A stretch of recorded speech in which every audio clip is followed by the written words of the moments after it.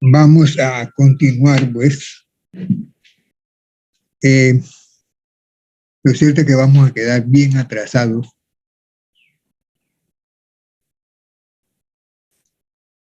No en cuanto a las clases, porque aquí se puede seguir, ¿no? Fácilmente. Pero en cuanto a exámenes, prácticas, va a estar más difícil.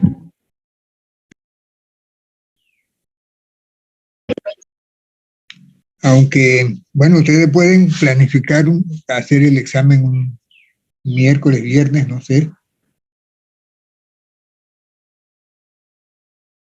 Podemos usar distanciamiento.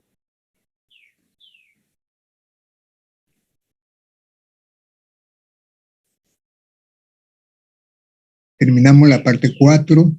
No hemos hecho práctica de la parte 4. Vamos a la parte 5.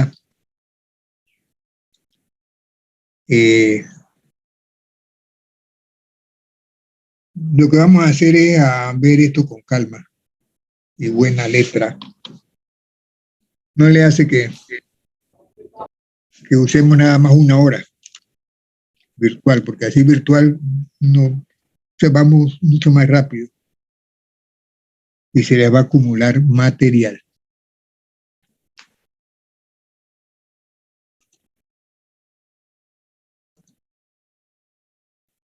Vamos a continuar con equilibrio. Primero equilibrio de fases, equilibrio físico, y luego equilibrio químico. Sería la 6ª parte.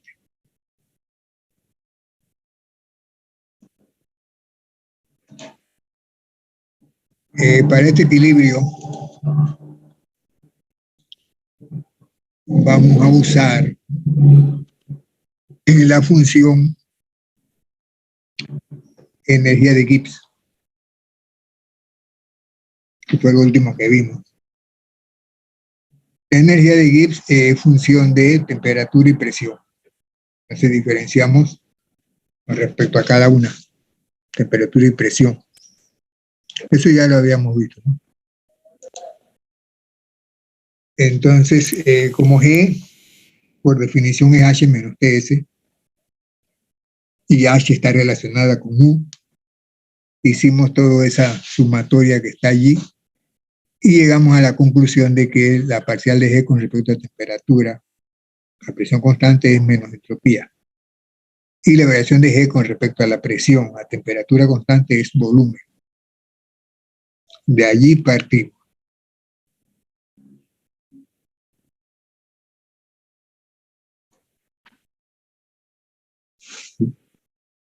Esto es en sistema cerrado, ¿no? Sistema cerrado, o sea, el número de moles de componentes no varía. Es más, ahora vamos a trabajar con un solo componente. Por ejemplo, más sencillo, agua. Un solo componente. Componente de la especie química. Pero vamos a tener el agua en estado sólido, líquido y gas. ¿Ya? Hielo, agua líquida y vapor de agua. Y va a haber un equilibrio entonces entre las 3 fases. Pero es un solo componente, agua.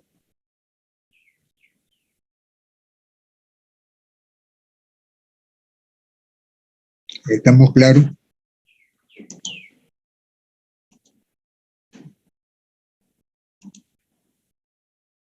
Entonces, miren, la variación de G con respecto a la temperatura, presión constante es menos entropía. Y con respecto a la presión es volumen. Si tomamos esa idea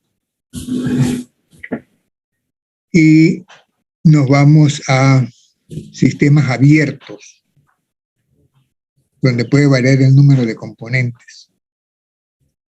¿Sí? Bueno, en el caso del agua no cambia, ¿no? Pero esto se va a hacer extensivo a sistemas donde puede haber otros componentes. En estos casos, la variación en G sería con respecto a la temperatura, a la presión que ya hemos visto, pero también al número de moles de los componentes. Entonces, cuando diferenciamos, hay que considerar todas esas variables, temperatura, presión, y para cada variación del número de moles de los componentes. ¿Cuáles son los componentes? 1, 2, 3, cuanto haya. Entonces, esos componentes vamos a simbolizarlo como NI. N del componente I, N del componente J. Así que diferenciamos parcial de G con respecto a la presión, parcial de G con respecto a la temperatura, pero también ahora sumar parcial de G con respecto a el número de moles del componente 1, dN1. Después, parcial de G con respecto al número de moles del componente 2, dN2. Y así vamos hasta las N que haya para cada componente. Lo que vamos a extraer de allí es que la variación de G con respecto al número de moles, si parcial de G con respecto a N, se le llama potencial químico de ese componente. Así que parcial de G con respecto a N1 será μ1 de N1. Para el otro componente, μ2 de N2. ¿Sí? Entonces así definimos pues lo que es potencial químico.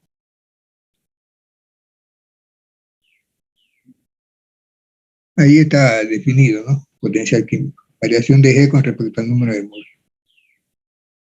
Entonces eso tiene sus consecuencias, ¿no? Si G es función de temperatura, presión y número de moles, entonces μ también lo es. O sea, el potencial químico de la sustancia I, ¿sí?, está en función de temperatura, presión, pero también depende del número de moles de los otros, que simbolizamos J, los otros componentes. Entonces, la parcial de G con respecto a temperatura, ¿sí?, a presión constante, pero también al número de moles constante, sería igual a entropía, menos entropía. Recuerden que parcial de G con respecto a la temperatura es menos entropía, pero ahora hay que incluir el número de moles de los componentes. Entonces, asimismo, la parcial de potencial químico del componente I con respecto a la temperatura también es menos entropía. A presión y el número de moles de los otros componentes constante. Eso es lo que vamos a usar, esto último. Parcial de μ con respecto a T, a P y NJ constante, que es menos entropía. ¿Sí? ¿Cómo varía el potencial químico de la sustancia con respecto a la temperatura a una presión dada y el número de moles de los otros componentes constante? Eso nos llevaría a esta gráfica. Estoy simbolizando en el eje Y el potencial químico de un componente. En este caso vamos a decir que agua pura. Y en el eje X las temperaturas. O sea que esto da una presión constante. ¿Sí? Entonces, ¿qué pasa? A medida que varía la temperatura, el potencial químico de hielo, por ejemplo, ¿sí?, aparece allí en la línea con cierta inclinación. Cuando vamos a decir que esas temperaturas son menores de 0, cuando llegamos a 0 centígrados, entonces aparece el líquido. El líquido también entonces va variando su potencial químico cuando va aumentando la temperatura. Allí está la inclinación.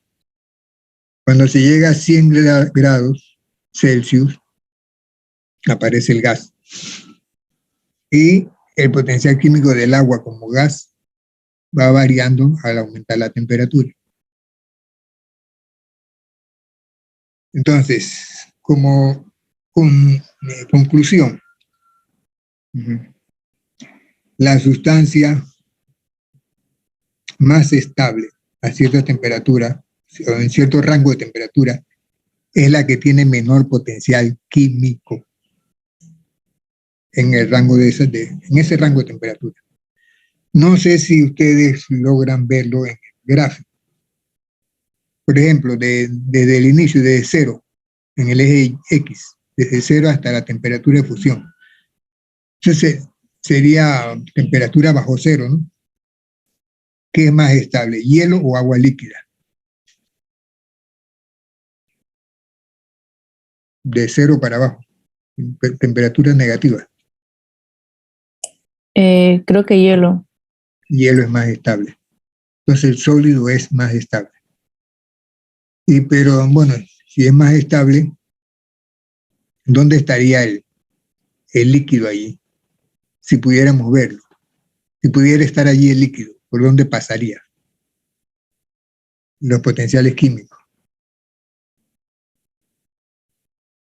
O sea, la sustancia que tiene potencial químico más bajo es la sustancia estable en ese rango. Si yo busco la curva del líquido, la recta del líquido, voy extrapolando hacia la izquierda. ¿Por dónde pasaría? Bueno, allí se ve el inicio. ¿Pasaría por arriba o por abajo del sólido? Por arriba. Y esos tres puntitos que van subiendo, esa sería la extrapolación. Entonces, el líquido tendría mayor potencial químico y la fase estable es la que tiene menor, el sólido es menor. Y el gas, perdón, ¿por dónde pasaría? Igual por arriba de la fase líquida. Sí, es más, se sale del cuadro. Así que sería menos estable. Y así mismo, ¿no? Bueno, si estoy en la región de temperatura de fusión a temperatura de ebullición, o sea, en el centro, el líquido es más estable, porque ahora el sólido pasaría por arriba, el gas también pasaría por arriba. Y si estoy después de la temperatura de ebullición, el gas está abajo, el líquido pasaría por arriba y el sólido por arriba también. Así que el gas sería más estable desde la temperatura de ebullición en adelante. Eso es a una presión dada. No sé si está claro hasta allí. Profesor, entonces básicamente antes que ellos lleguen a una temperatura de equilibrio, el potencial va a ser más estable. Perdón, antes de que lleguen, A una temperatura de equilibrio. ¿sí? El potencial es estable, o sea, una fase es estable porque tiene menor potencial químico. Cuando se llega, qué bueno que menciona punto de equilibrio. ¿Cuál es el punto de equilibrio entre sólido y líquido allí en la figura? ¿Dónde hay equilibrio sólido-líquido, mejor dicho? O sea, el equilibrio se da cuando los potenciales químicos son iguales para las dos fases. Sólido y líquido, ¿dónde tienen punto de equilibrio? O sea, que tienen el mismo potencial químico. En la temperatura de fusión. En la temperatura de fusión. ¿Sí? O sea, allí donde termina la recta del sólido y comienza la del líquido a bajar. Allí tenemos el punto de equilibrio.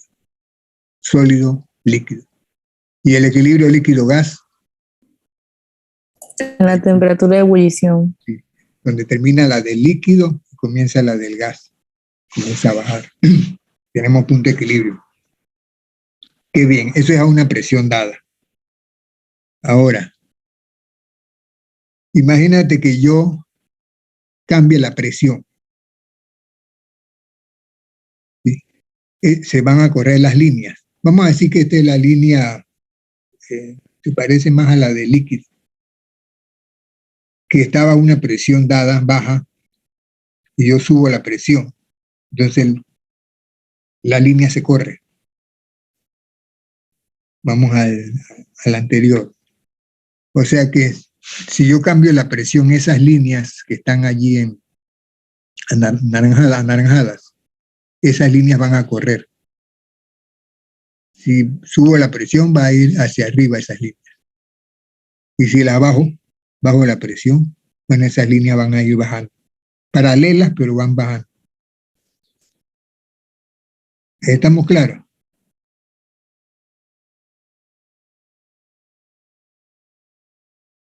¿Sí o no? Sí, profesor. Sí, profesor. Ahora, miren, si la línea del sólido que está a la izquierda baja, vamos a decir que bajé la presión, baja, y la línea del líquido también tiene que bajar, ¿dónde estaría el punto de equilibrio? También bajaría. Yo bajo la sólido, la línea de sólido la bajo la de líquido. ¿Qué pasa con el punto de equilibrio? Varía. Sigue siendo el mismo, ¿no? Sí, pero digo, ¿a dónde se sitúa? Es a otra presión. O sea, imagínense esa línea, la que está menos inclinada, la bajo un poco. La de líquido también la bajo.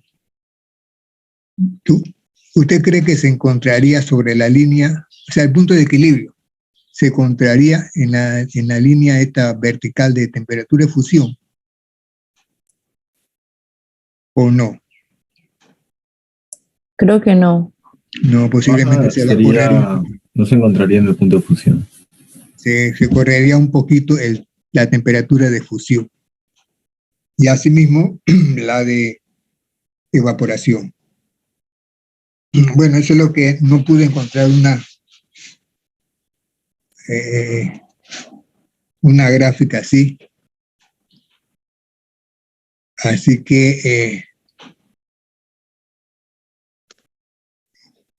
más adelante les muestro lo que hice. Pero es más o menos lo que estamos hablando es eso que está aquí. Lo que pasa es que aquí como que no se ve muy claro, ¿no? Pero la línea sólido-líquido allí subió. Todas las subieron. La de líquido, perdón, subió. La línea de sólido subió, la línea de líquido también subió y la del gas también. Noten que la del gas varió mucho más. La de sólido varió un poquito, subió un poquito. La del líquido subió un poco más. Pero la del gas, mucho más. Entonces eso hace que los puntos de equilibrio se corran. Allí tal vez no se ve bien, ni en esta que yo inventé, pero más o menos. Sí. Esta es la misma línea, ¿no? Esta es la misma gráfica. Esta estaba la de...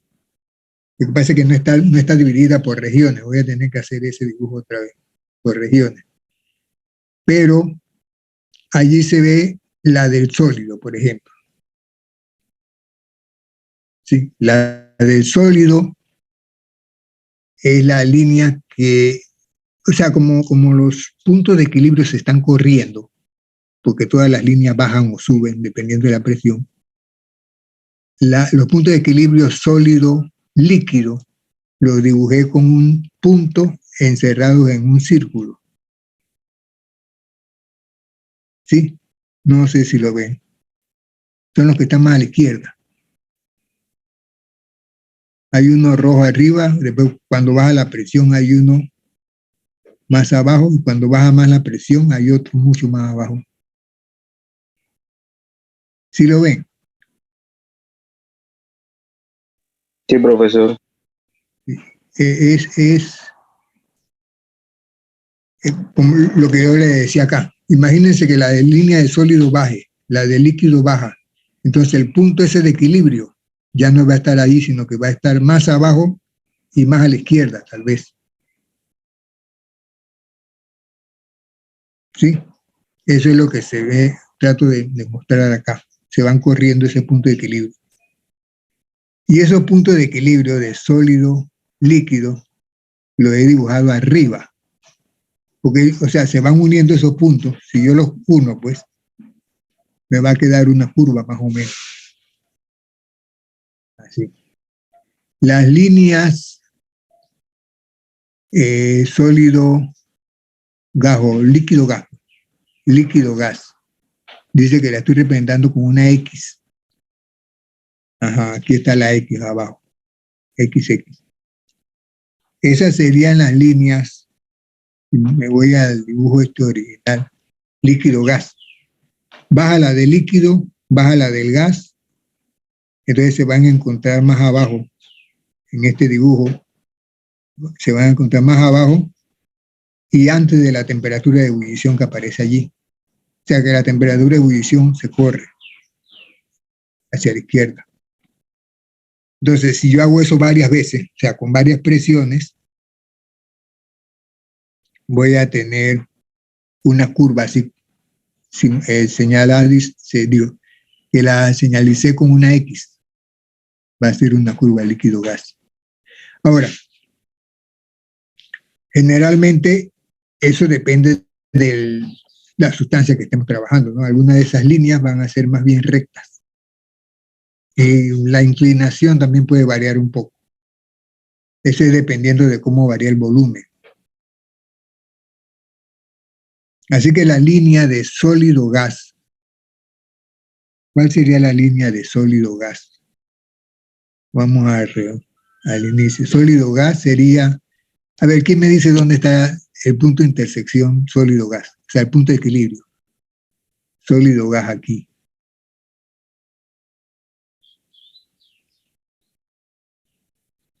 Tendría que extrapolar, ¿no? Bueno, el sólido sí está ya extrapolado allí hasta el líquido. Y el gas... Ellos se van a interceptar un poquito antes de la temperatura de ebullición. Sí, yo voy extrapolando y lo voy a encontrar por allí, para una presión dada. Cuando cambia la presión se van a encontrar en otro punto. Bueno, eso, si lo hacemos variando la presión, lo he señalizado con puntos sin círculo, sólido gas, también va subiendo así. ¿Estamos claros en eso? Ahora, las presiones están cambiando, ¿no? Y las temperaturas también. O sea, todos esos son puntos de equilibrio. Puntos de equilibrio sólido líquido, sólido gas y líquido gas.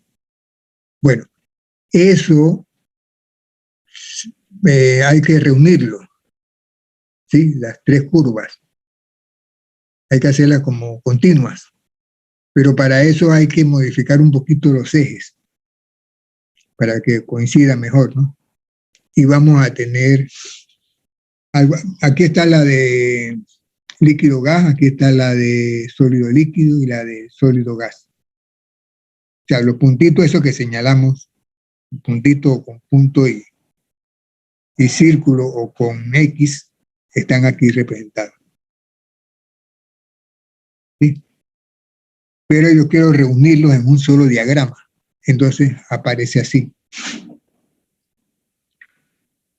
Sólido, vapor, es la línea que está más abajo. Hielo, vapor. ¿Sí? La línea líquido, vapor, la línea verde. Y noten que la de sólido, líquido, no es curva para este caso. Es una recta y la inclinación es de esa manera, para el agua. Estamos claros, los puntitos que yo había señalizado con X, con punto y círculo están aquí.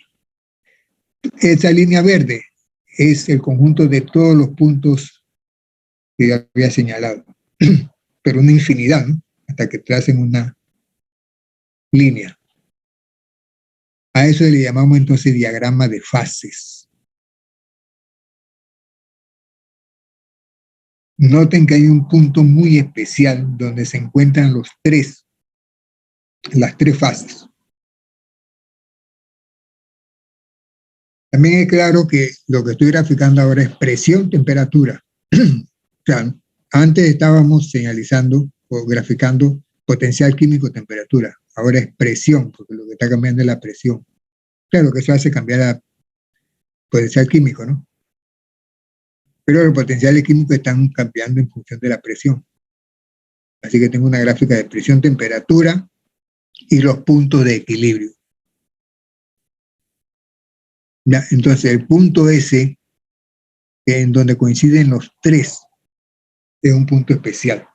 O sea, ya hay un equilibrio entre hielo, agua y vapor, llamado el punto triple. Agua líquida, hielo y vapor tienen el mismo potencial químico ahí.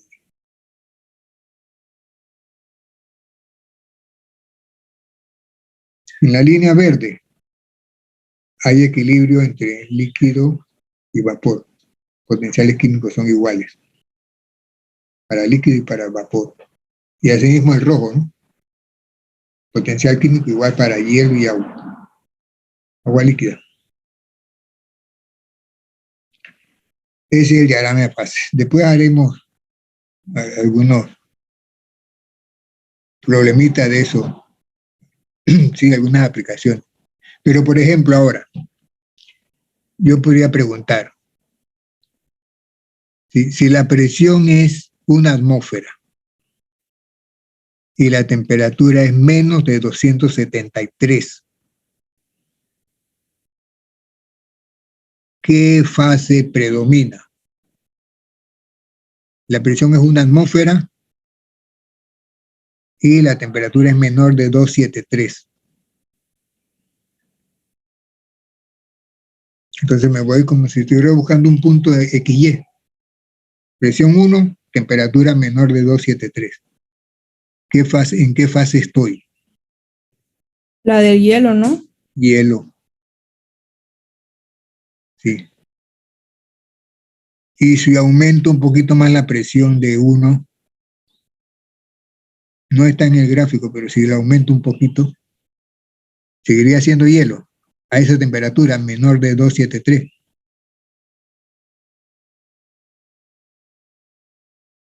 Aumento la presión.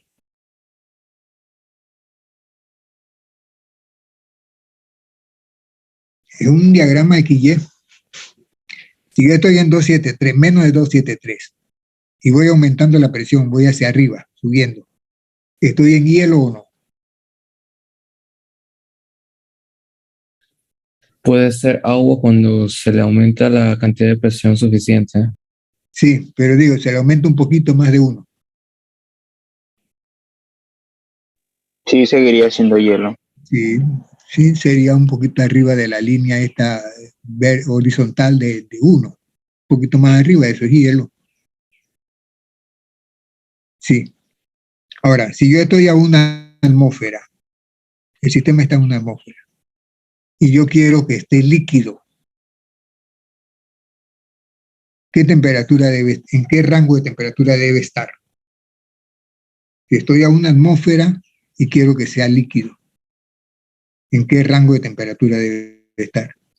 Debería ser Arriba de los 273. Arriba de 273, pero que no suba hasta ¿dónde? Y Hasta menos de 6. 373. Ajá. Que no suba hasta 373, porque ya ahí me voy a encontrar con vapor.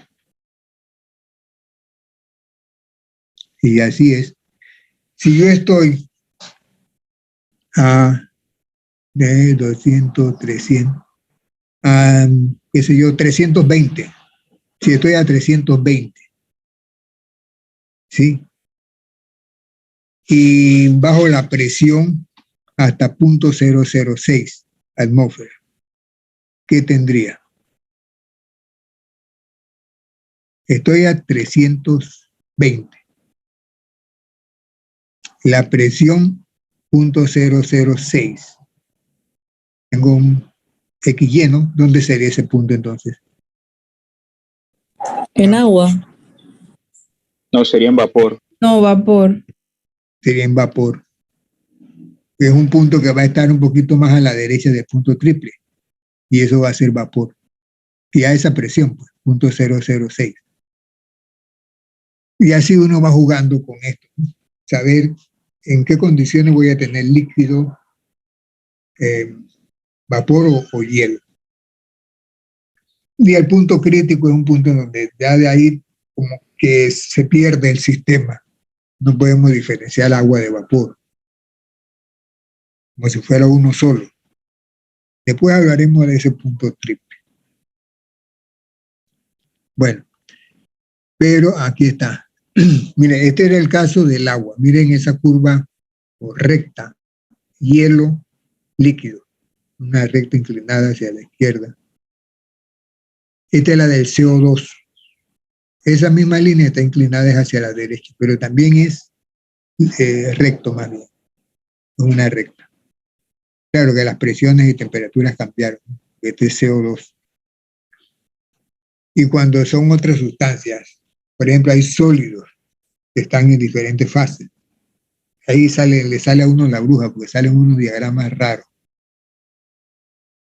Pero eso más lo usan en ingeniería,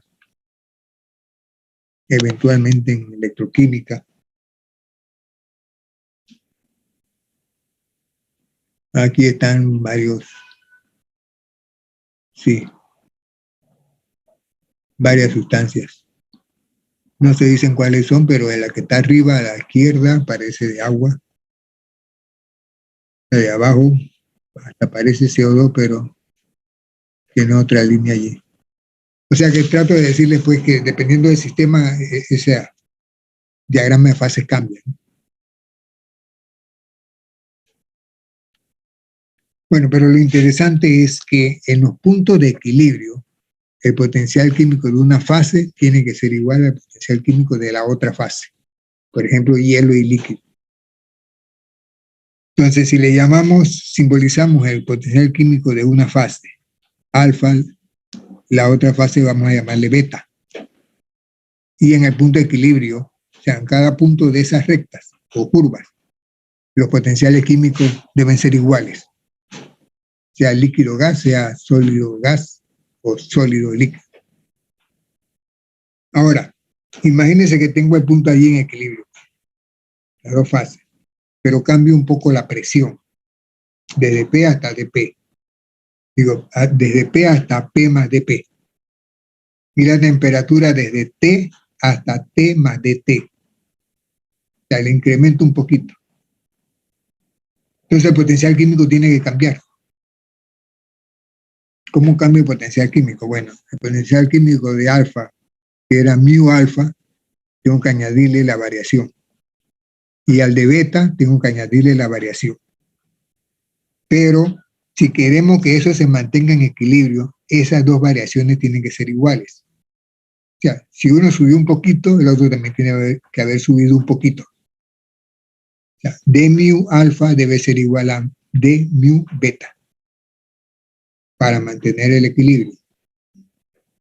Y eso lo vamos a aprovechar, pues.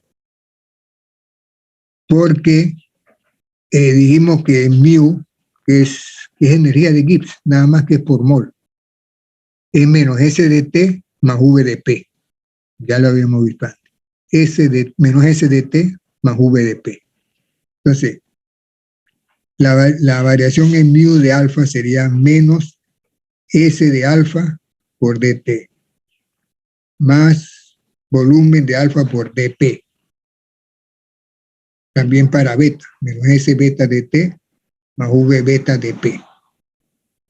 Esa M ha de significar molar. Entonces, miren, esa ecuación yo la puedo reordenar. Todo lo que es entropía hacia la izquierda, todo lo que es volumen hacia la derecha. Y me queda la siguiente, la tercera, ¿no? Pero la entropía beta menos entropía alfa será un delta entropía. Así mismo, volumen beta menos volumen alfa será un delta volumen. O sea, eso quiere decir que, por ejemplo, cuando el hielo se convierte en agua líquida, cambia el volumen. Ustedes sabían eso, ¿no? El volumen de hielo es mayor que el volumen del agua líquida. Y el volumen de agua líquida sería menor del volumen de vapor. Así que eso es lo que llamamos delta volumen. ¿Cómo cambia el volumen? Cuando cambia la fase. Y asimismo la entropía también cambia. Así que yo, reordenando esta ecuación, diría dP sobre dt es igual a delta S sobre delta volumen. Está bien despejado, ¿no? dt pasa a la derecha y delta volumen pasa a la izquierda, sí. Y después lo cambio. Esa es la famosa ecuación de Clapeyron. Pero, como estamos hablando de cambio de fase y la entropía es calor entre temperatura, calor del cambio de fase entre temperatura de cambio de fase. Ese calor de cambio de fase es delta H de cambio de fase. Así que yo puedo escribir donde dice delta S, delta H sobre T. Y la ecuación me queda así como está escrita a la derecha, abajo. dP en dt igual a delta H sobre T delta volumen. Ecuación de Clapeyron. Esa ecuación se aplica a muchos procesos. Y también cuando lo vamos a aplicar, hay que ver si alfa y beta son sólido líquido o líquido gas o sólido gas. Y así mismo se le hace un tratamiento matemático. ¿De acuerdo? Ahora, ¿cómo funciona esta ecuación? ¿Qué es lo que significa? ¿Qué se puede hacer con ella? Para eso entonces tengo esos problemitas que son de aplicaciones de esta parte. Dice que el diagrama de fase en una sustancia pura X muestra siempre por pendiente positiva. Esta es una conclusión a la que llegó este señor Truton. Truton, vecino de aquí de Barrio Balboa, La Chorrera. Bueno, dice, cuando la mayoría de las sustancias, sí, líquidas, sí, delta S de vaporización molar es 87 Joule por Kelvin. Sí. Es para una gran cantidad de sustancias. Se dice que estas sustancias obedecen a la regla de Truton. Delta S es esa cantidad. Y delta volumen, o sea, el cambio de volumen cuando cambia de fase, es de 20 centímetros cúbicos, 20 mililitros.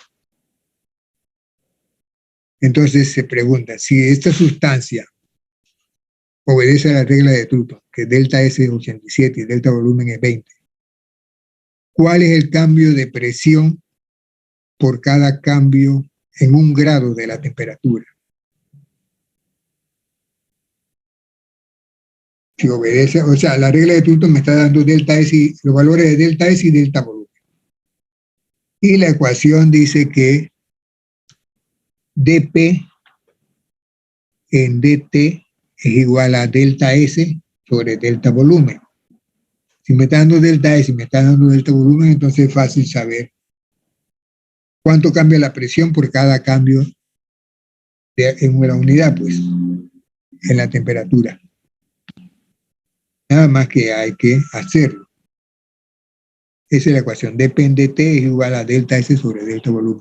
Y aquí están los valores. Esto deben hacerlo como ejercicio aquí, o sea, para ejercitarse. Porque en estos problemas hay que tener mucho cuidado con las unidades de medida.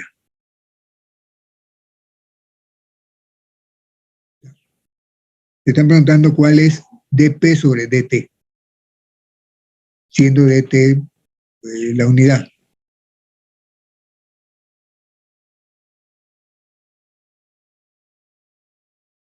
¿Cómo se calcularía eso? ¿Cuánto es delta S?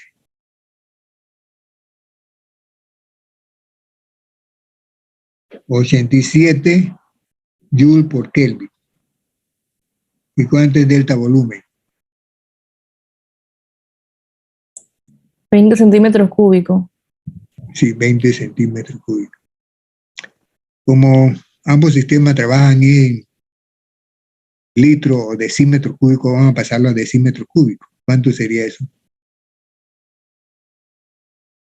20 mililitros, ¿cuántos decímetros cúbicos sería?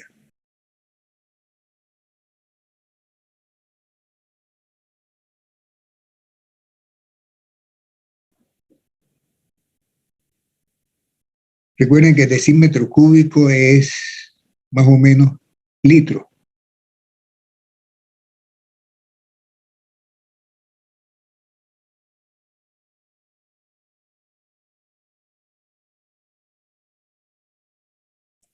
Eh, 0.02 litros, profe. Sí.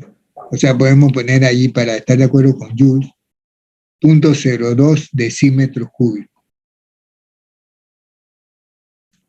Así que dividimos y eso de pero hay que ver ahora las unidades, porque yo quiero que me dé según la respuesta atmósferas por grado. Entonces, ¿cómo hacemos para que nos dé atmósferas por grado? Bueno, ahí ustedes son valientes y van a hacer que eso dé atmósfera por grado. ¿Cómo?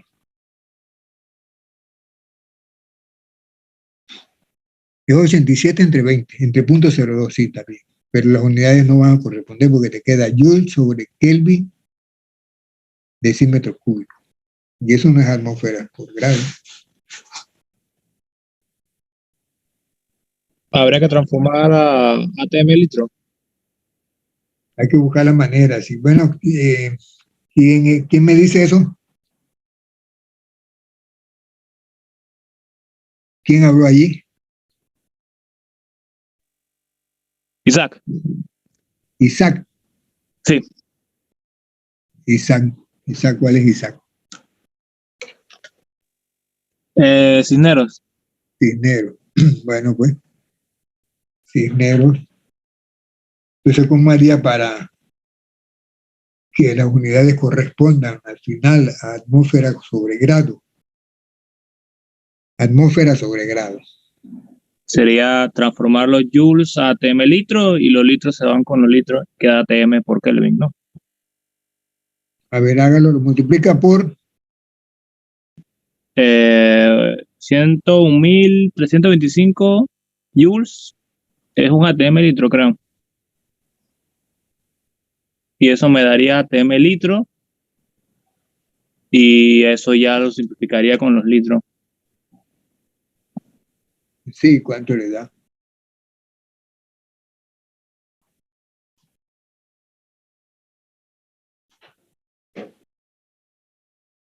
¿125, usted me dijo?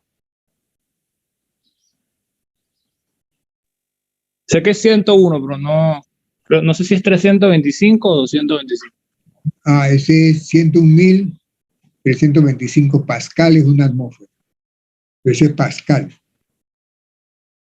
Profe, la relación directa no es 101.4 joules sobre atmósfera por litro.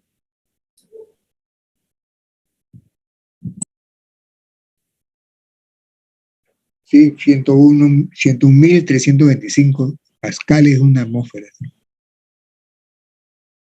Así que hay varias maneras de expresar eso, ¿no?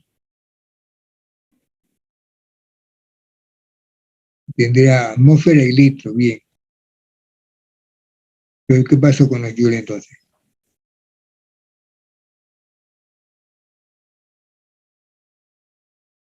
Hay que buscar la manera de eliminar ese joule de allí.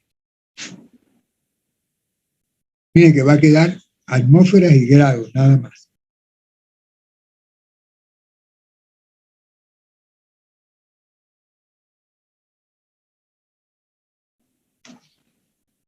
Un poco extraño, ¿no?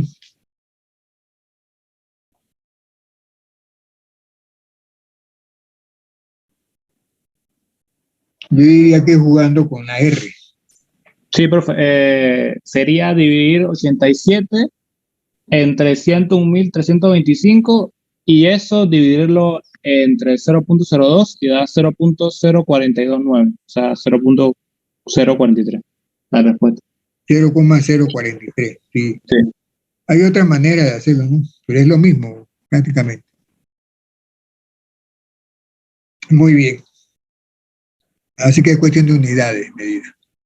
Ahora dice, considere que el sulfuro de carbono con punto de ebullición normal, tanto, obedece a la regla de Truton. Calcule su calor de vaporización a tal temperatura. ¿Se puede hacer?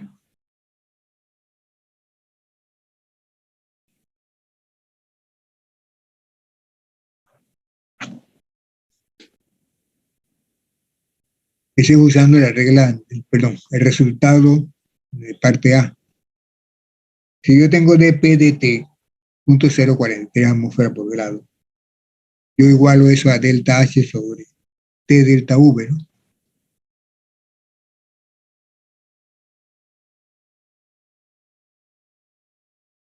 Sí. Si obedece a la regla de Turton, delta V es 20, sigue siendo 20 centímetros cúbicos. Entonces se puede despejar delta H. Bueno, ¿quién pudiera hacer eso a ver si está resultando?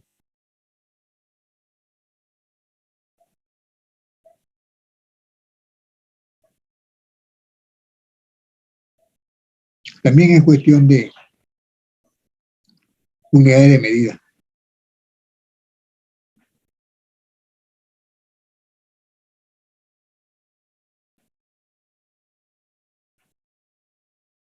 Y yo creo que no hay problema.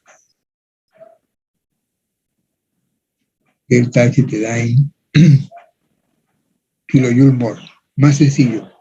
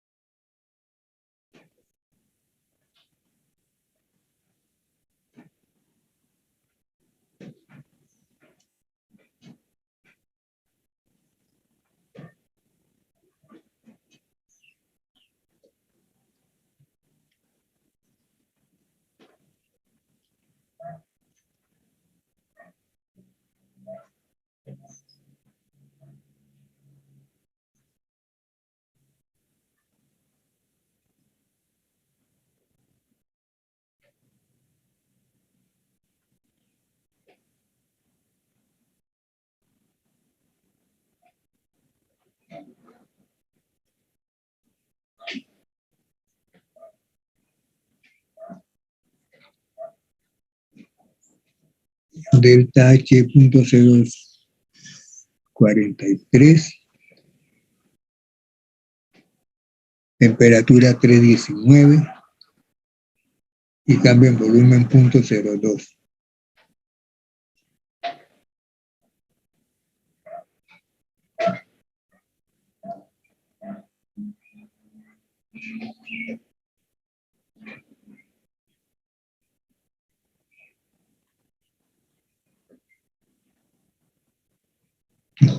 Hay que multiplicar por los factores unitarios.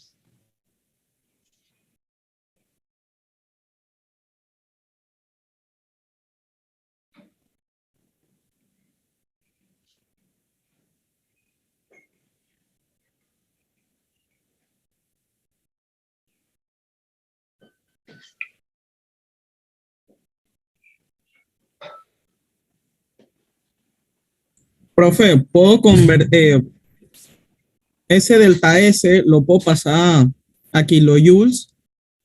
El delta S, Sí, pero ¿para qué va a trabajar con delta S?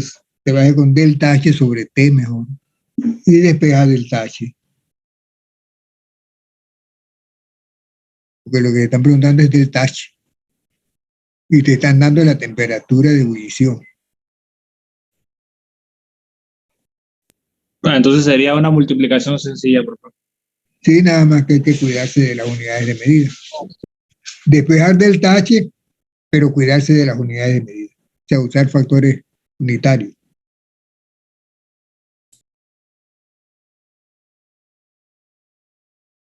Bueno, para ir avanzando. Eso lo hacen con calma. Si no resulta, pues me escriben. El siguiente. Se dan las densidades de mercurio líquido y sólido. O sea que cuando cambia de líquido a sólido o de sólido a líquido, cambia el volumen. Es como el agua, líquida y hielo, cambia el volumen. El punto de fusión es tal temperatura, le dan el calor de fusión. Hallar el cambio en el punto de fusión de esta sustancia por cada atmósfera. O sea, te están preguntando lo mismo. Depende T. Bueno, en este caso es dt sobre dp. Es lo que te están preguntando. Hallar el cambio en el punto de fusión, dt, por cada atmósfera, el cambio de la presión, por cada dp. Y te dan respuesta así, 0.0051 grados sobre atmósfera. Está bien. Así que lo único que tiene que hacer es invertir la ecuación, ¿no? En lugar de dp en dt, escribe dt en dp. Temperatura te la dan, delta volumen también te lo dan, y delta H también te lo dan. Nada más que tienes que jugar con las unidades de medida.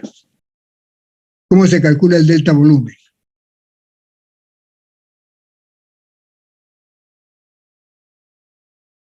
Temperatura, ahí está. Delta H, ahí está. ¿Cómo se calcula el cambio de volumen?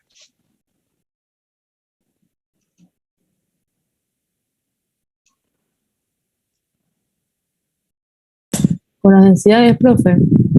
Con esas densidades, sí.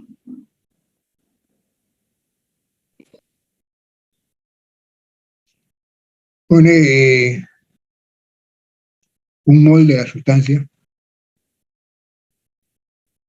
y calculas el volumen. Lo que corresponde en gramos a un mol entre volumen es igual a la densidad. Y ahí vas a tener el volumen molar. De ambos, resta y ya tienes el cambio en el volumen. Pero va a ser un volumen pequeñito.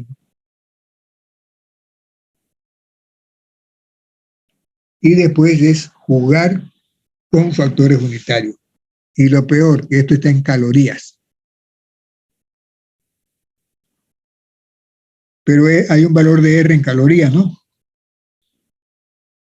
¿Cuál es R en calorías? 1.98 cal sobre mol por Kelvin. Exactamente. Y así entonces uno va jugando con eso. Donde dice grado, cambio en grado.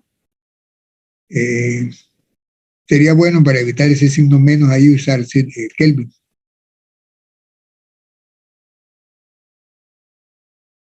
Pero al final deben obtener eso.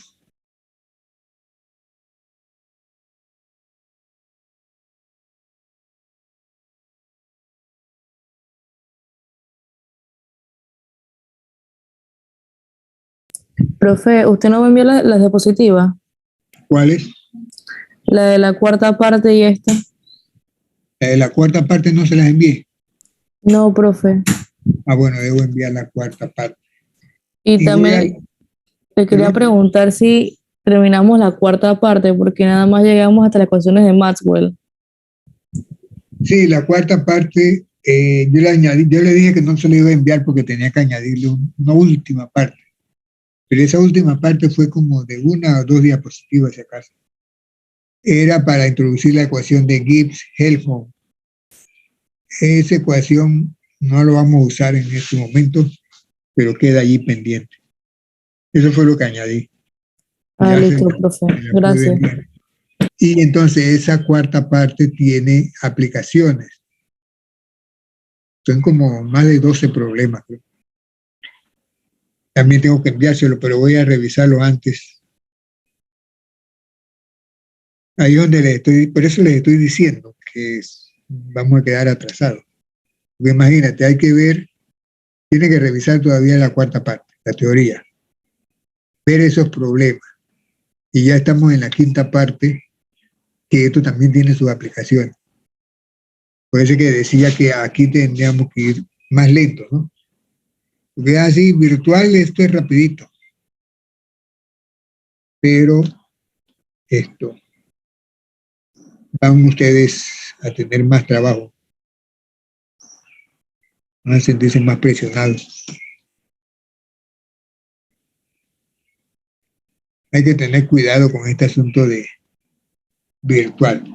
Yo me encontré con un grupo de estudiantes que se supone que tenían clase conmigo a una cierta hora y a la hora siguiente estaban ocupados con otra materia. Ese era el horario. Cuando le pregunté por esa hora de la otra materia que si se podía usar, ellos me dicen que sí. Digo, pero si tienen otra materia, ¿cómo se puede usar esa hora?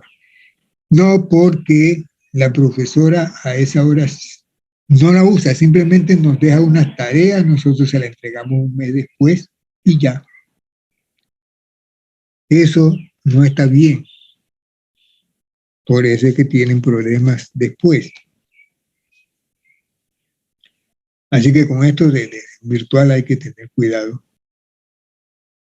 Hay que trabajar, cada uno va a trabajar más, el profesor y el alumno. Si no, no hay caso. No hay aprendizaje. Bueno, entonces mire, vamos a dejar esto aquí para no avanzar tanto, porque después viene la aplicación de esta ecuación de Clapeyron a cada equilibrio. Sólido-líquido, sólido-gas, líquido-gas. Y hay que hacer tratamiento matemático. Mejor dejamos eso hasta aquí. ¿Cuándo vamos a retornar? ¿Quién sabe? Tienen que ponerse de acuerdo para ir un día a hacer el examen guardando distancia, ¿no? Dicen que retornamos el 23 de este mes. Eso dice la directora de la escuela y la vicedecana, pero otra cosa dice el virus. Así que eso está en punto suspensivo. Pero sí podemos reunirnos a hacer ese examen un día, guardando distancia. No hay problema en eso. Y hacer otras sesiones virtuales para práctica de problemas. No sé.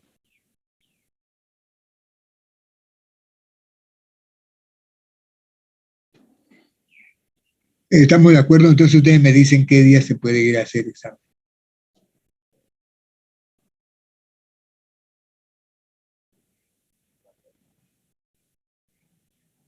¿Sí? ¿Está María? Sí, profe. Bueno. Usted puede Profe, decir- y si esperamos a ver, o sea, si regresamos después del 23, bueno, ya la ponemos ahí como estábamos, pues, pero si no, entonces hablaríamos de ir un día, no sé. Yo creo que sí regresamos, no sé. Sí, bueno, La carta dice que regresamos el 23. pero es lo Por que eso digo. no sé. Es la propuesta, pero ¿qué dice el virus? ¿Quién sabe? Y yo creo que no es, o sea, la persona se contagia, quedan sus días sintiéndose algo malo, y si no, pueden quedar hasta no manifestar ningún síntoma, pero las consecuencias de haber estado contagiado es el problema, de haber sufrido la enfermedad. ¿Quién sabe qué son esas consecuencias, cómo son? Ahí es donde está el problema de eso. Así que hay que tener mucho cuidado con contagiarse. Bueno, y si ya uno se ha contagiado, bueno, que no sea varias veces, por lo menos. Y entonces yo les dejo a ustedes para que piensen eso, se pongan de acuerdo y me dicen. O sea, la propuesta es que hasta el 23 decidimos entonces si lo hacemos, aunque no haya clases presenciales. Profe, y no hay una posibilidad de hacerlo virtual, ¿verdad? No, Ah, ya ni primer año está haciendo eso virtual porque hay otros problemas. Hay problemas de que se hace como la profesora, que se le da una tarea y me lo entregan después y todo el mundo es feliz y contento. O la otra es usar plataforma especial que les dé tiempo a hacer un problema. Bueno, tienen 20 minutos para hacer ese problema. Si no lo hizo, vaya al siguiente cuando pasaron los 20 minutos porque ya no puede regresar a ese. Entonces los estudiantes se quejan. No, yo no tuve tiempo, pero es que así. Es así. Cuando es primer año son preguntitas que lo pueden hacer en media hora, en medio minuto. Entonces quieren 10 minutos para hacer una cosa que se puede hacer en medio. No. Medio minuto. ¿Respondió o no respondió? No respondió, bueno, vaya a la siguiente. No, mire que es injusto, que yo no tuve tiempo de copiarme. No, así no. profe, como que no tuvo tiempo de copiarse. Claro, y eso es lo que lo puede hacer en medio minuto y quiere más tiempo. ¿Qué quiere decir eso? Y hay otro que sí lo hace, hasta en menos de medio minuto. No puede ser.